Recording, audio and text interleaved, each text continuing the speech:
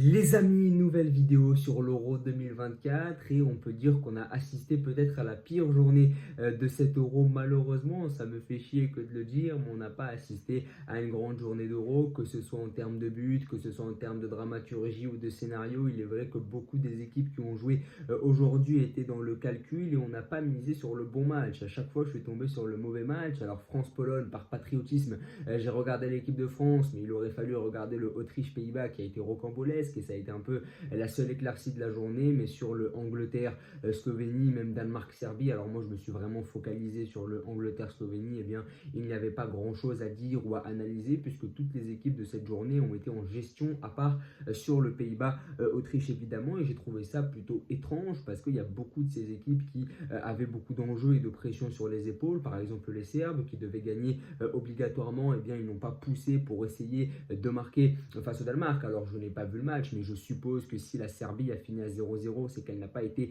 franchement offensive. En plus, je me suis penché sur les stats et on ne peut pas dire que c'était la folie sur le but danois face de la part des Serbes, évidemment, sur ce match-là. Donc globalement, on a assisté à une journée très peu productive en termes de buts, de scénario et de dramaturgie parce que beaucoup d'équipes ont été en gestion. On va donc analyser les matchs que j'ai vus. On va analyser tout d'abord le France-Pologne, évidemment par patriotisme, et on va avoir un petit mot sur le Pays-Bas-Autriche parce qu'il y a beaucoup de choses à dire sur le Pays-Bas-Autriche, même si on n'a pas vu le match, il y a quand même pas mal de conclusions à tirer. Puis on va aussi parler du Angleterre-Slovénie que j'ai regardé, et franchement, quel play ce match entre l'Angleterre et la Slovénie, en plus sur M6. Je vous épargne les commentaires, et puis on va aussi avoir un petit mot sur le Danemark-Serbie et dresser un peu la suite du tournoi avec les potentielles affiches des huitièmes de finale. On va commencer par évoquer le France-Pologne, et le France-Pologne évidemment. Est-ce qu'on peut parler de purge? Je ne sais pas, mais en tout cas on ne s'est pas régalé devant ce match-là. Le bilan de l'équipe de France sur cette phase de poule est plutôt léger, plutôt maigre. En tout cas, on ne peut pas s'en satisfaire. Alors oui, l'équipe de France finit toujours par monter en puissance. Oui, on a souvent loué le pragmatisme de Deschamps et sa capacité à se montrer très solide et pragmatique sur le plan défensif. Mais franchement, sur cette phase de poule, c'était franchement pas brillant. On finit derrière l'Autriche. Je crois que c'est la première fois sous l'ère Deschamps qu'on finit deuxième d'une poule en compétition internationale, qui plus est derrière l'Autriche. Alors vous m'auriez dit on finit deuxième derrière les Pays-Bas, je l'aurais peut-être accepté, mais derrière l'Autriche, avec tout le respect qu'on a pour les Autrichiens, il aurait tout de même fallu faire preuve de beaucoup plus d'ambition et jouer ce match face à la Pologne pour le gagner avec panache. Et aujourd'hui, je n'ai pas vu une équipe de France qui avait envie de gagner avec panache. Alors évidemment, Deschamps a tranché dans le vif, c'est ce qu'on lui demandait depuis le début du tournoi, et il a très bien fait en mettant Barcola notamment sur le côté gauche. Il est vrai que cette information est un peu tombé d'un coup durant la journée parce que durant la matinée c'était Thuram qui était pressenti pour être titulaire, et au final il a changé. Deschamps, il a décidé de mettre Barcola, et on peut louer tout de même la prise de risque, si tant est que ce soit une prise de risque que de mettre Barcola quand on voit le match qu'il a réalisé, quand on voit la deuxième partie de saison qu'il a faite avec le Paris Saint-Germain. Mais Barcola, je trouve, a été très bon. Et puis l'équipe de France a deux occasions sur la fin de la première mi-temps, et c'est systématiquement Barcola qui décale Mbappé, mais Mbappé loupe systématiquement ses face-à-face, ou en tout cas Skorupski, le gardien polonais, a réalisé un super match aussi sur sa ligne. Mais globalement, une équipe de France décevante. Je n'ai pas eu l'impression que l'équipe de France ait joué ce match pour le gagner. J'ai pas senti des tueurs devant le but. Alors oui, il y a eu une nette domination des Bleus dans le jeu, et encore, en termes de possession, c'était pas non plus extraordinaire. Par exemple, les Anglais, tout à l'heure, n'ont pas marqué. Les Anglais, ça a été très laborieux pour eux, mais ils avaient quand même le ballon. Alors, une possession très stérile, évidemment, mais les Anglais avaient le mérite tout de même de faire tourner le ballon, d'avoir le maîtrise du match. Mais la France, en termes de possession de balle, n'avait pas franchement la maîtrise du match, et les Polonais faisaient tourner à leur guise sans qu'il y ait pour autant un énorme pressing français.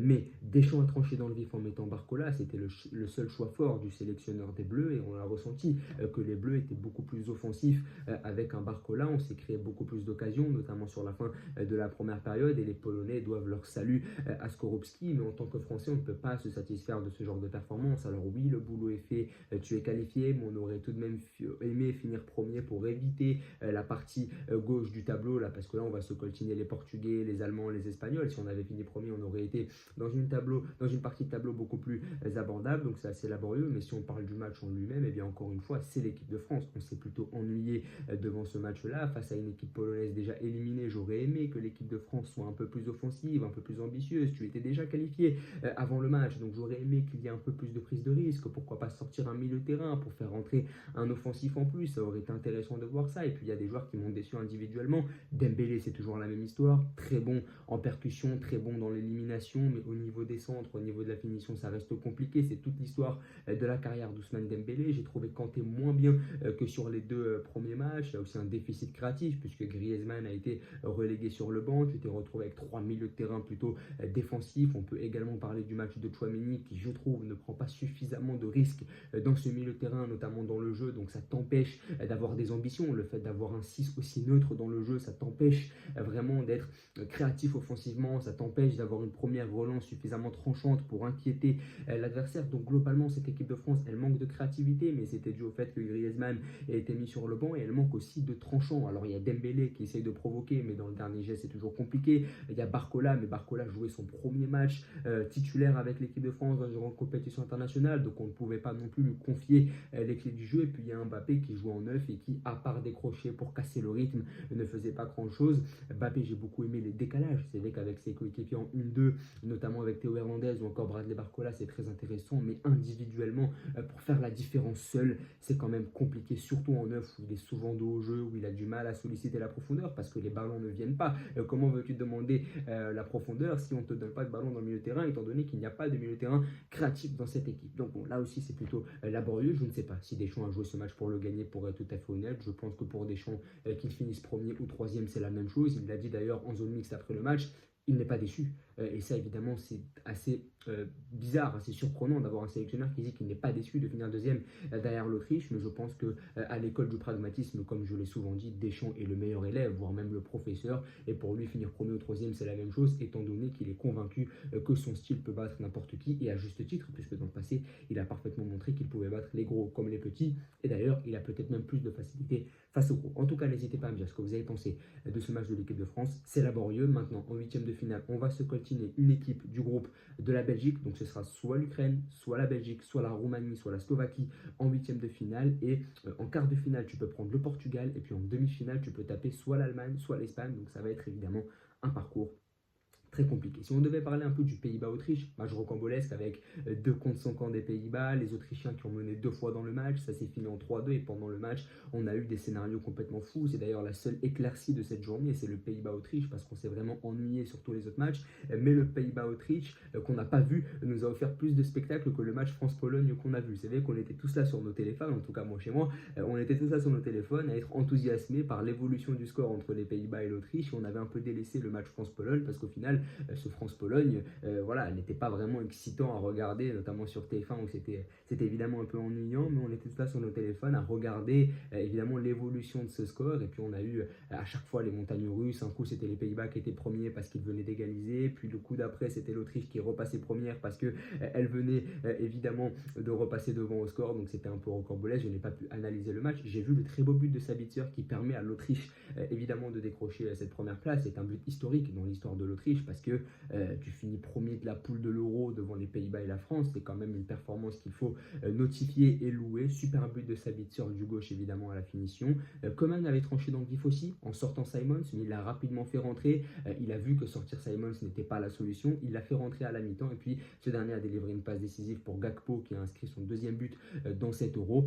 Donc voilà, les choix de Coman, on peut les discuter parce que le fait de mettre Simons, qui certes n'a pas été bon depuis le début de la compétition sur le banc, on voit que ça ne résout pas tous les problèmes. Et d'ailleurs, quand le milieu de terrain de Leipzig est rentré, il a immédiatement fait la différence. On peut se questionner encore sur le niveau de Depay. Les Pays-Bas devraient affronter l'Angleterre, à part si je me trompe, mais comme ils ont fini troisième du groupe et que les Anglais, on va en parler juste après, ont fini premier, on devrait avoir un très beau Angleterre-Pays-Bas en huitième de finale. Donc voilà, c'est plutôt intéressant, évidemment, là aussi à analyser. Mais les Autrichiens, grosse surprise, évidemment, de ce début d'Euro. Ils avaient eu un match plutôt laborieux au début face à la France, où ils étaient venus pour faire les bouchers, ils avaient joué un peu les casseurs, ils n'avaient pas vraiment affiché d'ambition dans le jeu, il s'était créé que très peu d'occasions. Et sur les deux matchs d'après, il marque 3 buts face à la Pologne, 3 buts face aux Pays-Bas. Donc on voit que la dynamique a totalement changé entre le premier et le troisième match. On a eu des Autrichiens beaucoup plus ambitieux, levant ainsi tous les doutes qui étaient nés après le match face à l'équipe de France. On va maintenant avoir un rapide mot sur l'Angleterre parce que vous allez voir qu'il n'y a pas grand chose à dire sur les hommes de Gareth Southgate. Les Anglais sont venus en gestion, En atteste le premier quart d'heure anglais. J'ai regardé le match sur M6, c'était une catastrophe. Les 15 premières minutes, les Anglais jouaient tous arrêtés. Alors je crois que les Anglais, ils finissent le match avec 75% de possession, mais la plupart des passes anglaises ne servaient à rien. Pas suffisamment de rythme, pas suffisamment de déplacement. Southgate avait fait un changement, c'était de sortir Trent Alexander-Arnold qui avait affiché un visage assez défaillant sur les 2 premiers matchs pour mettre Gallagher. Forcément Gallagher, il y a beaucoup de combativité, beaucoup de rigueur, mais ça manque un peu de créativité. Il a mis les 4 mêmes devant avec Foden ailier gauche. Il sentait encore une fois avec ce Foden ailier gauche et ce Bellingham en 10. Il n'a pas écouté les critiques qui ont pu naître sur les plateaux de télé anglais suite aux 2 premiers matchs. Il a continué avec les mêmes idées et au final c'est toujours aussi laborieux offensivement, dur de se créer des occasions.